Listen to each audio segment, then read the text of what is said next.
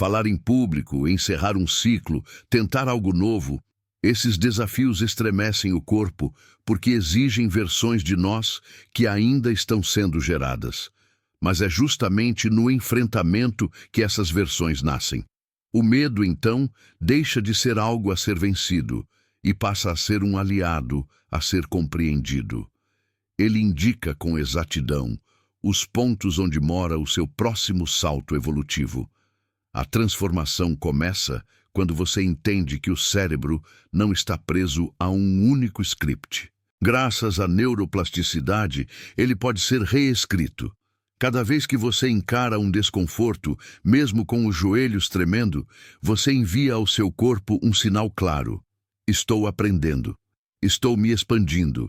E pouco a pouco, as conexões antigas que ligavam risco a perigo são substituídas por novas associações.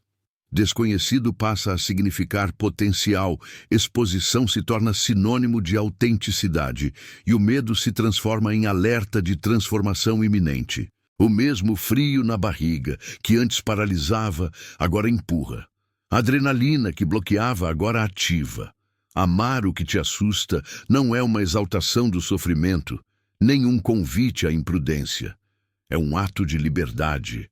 É olhar para o medo com maturidade e dizer: eu te vejo, mas não sou mais seu refém. É tirar o medo do trono e colocá-lo no banco do passageiro. Porque quem segura o volante, de agora em diante, é a sua vontade de crescer, viver e transformar. A jornada continua com medo mesmo, mas com os olhos fixos no horizonte onde mora a versão de você que já sabe atravessar escuridões e florescer do outro lado. Esse processo não acontece em um rompante glorioso, como se a coragem explodisse de uma vez em um gesto heróico. Pelo contrário, ele se constrói aos poucos, em pequenos atos de bravura que parecem insignificantes à primeira vista, mas que têm o poder de reescrever a própria narrativa.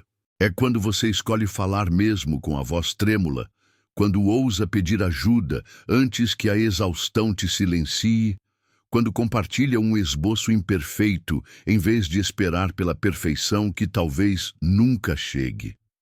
Cada uma dessas microvitórias age como um feixe de luz invadindo o porão escuro da mente, aquele onde foram empilhados, por anos, os traumas do fracasso, as feridas da rejeição, as humilhações que você tentou esquecer.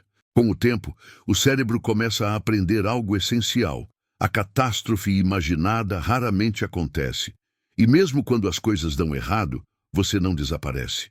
Você cai e levanta, ouve um não e continua. Tropeça diante de todos e percebe que o mundo não desaba na verdade. Quase ninguém está olhando. Imagine alguém que sempre temeu a rejeição. O primeiro não que recebe parece um soco. O rosto esquenta, o estômago se contorce, tudo em si clama por fuga. Mas ela insiste.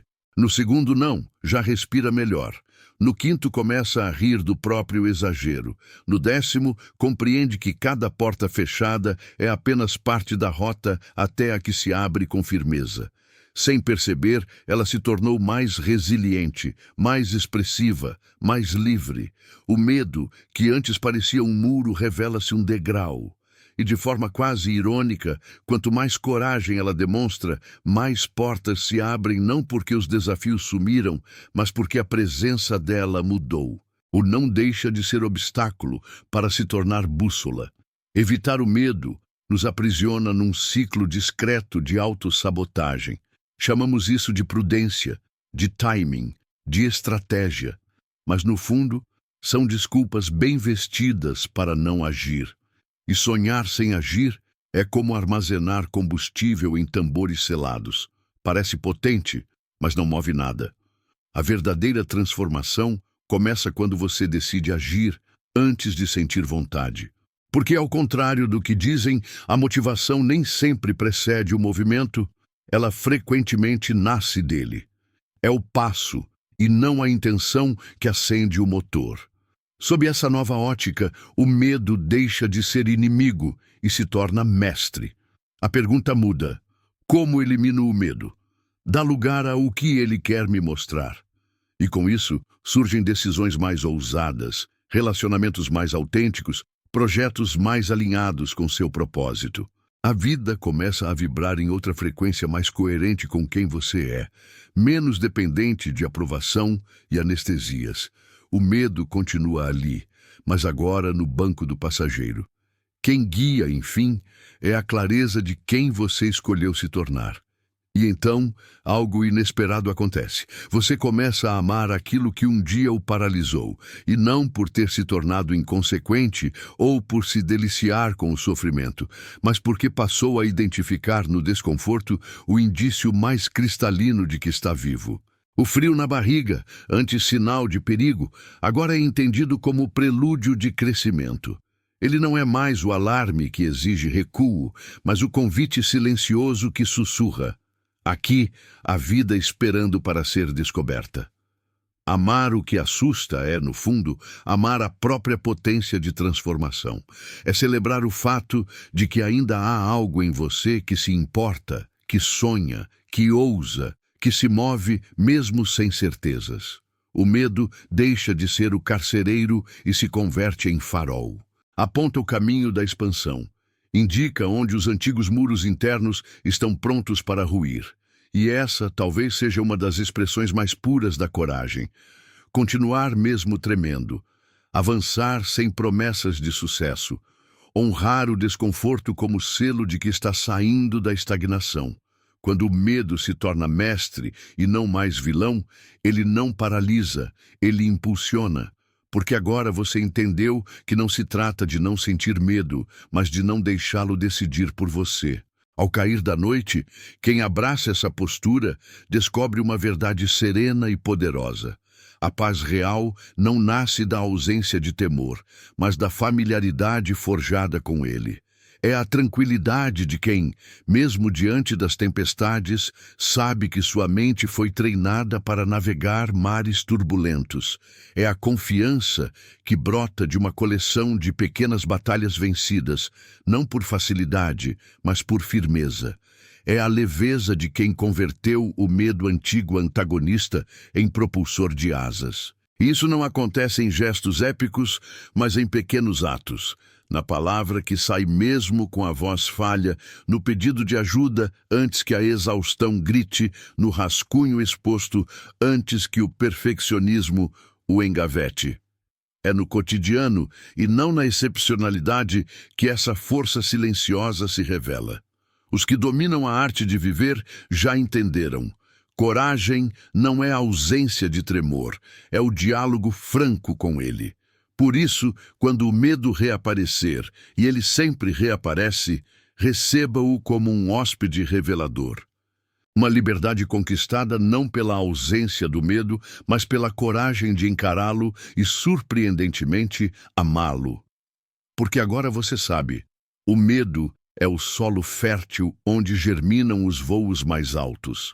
Pergunte que horizonte ele está tentando lhe mostrar, que parte adormecida deseja acordar, que novo passo implora pela sua ousadia. Diga ao seu cérebro com ternura e firmeza: sim, é arriscado, mas o preço de não tentar é muito mais alto.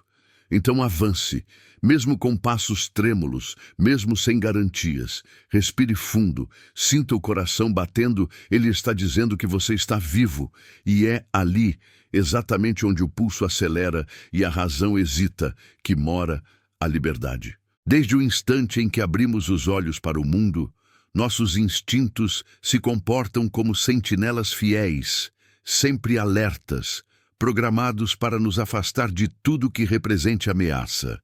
O cérebro humano, esculpido ao longo de milênios, não foi desenhado para nos impulsionar rumo à grandeza, mas sim para garantir a sobrevivência. Ele se agarra ao conhecido, repete rotas seguras traçadas pela rotina e se aconchega no conforto da previsibilidade. Mas aqui está uma verdade que incomoda. Nada extraordinário floresce em terreno estável. As ideias que quebram paradigmas, os encontros que transformam histórias, os atos que rompem correntes, todos emergem do solo incerto do desconhecido. E é nesse território que uma pergunta urgente começa a se formar. Por que não desenvolver um vínculo genuíno com aquilo que ainda nos assusta? E se o medo não for um inimigo, mas um farol? E se, em vez de barreira, ele for convite? O medo ilumina com precisão os contornos da nossa zona de conforto, apontando onde termina o familiar e começa a verdadeira expansão.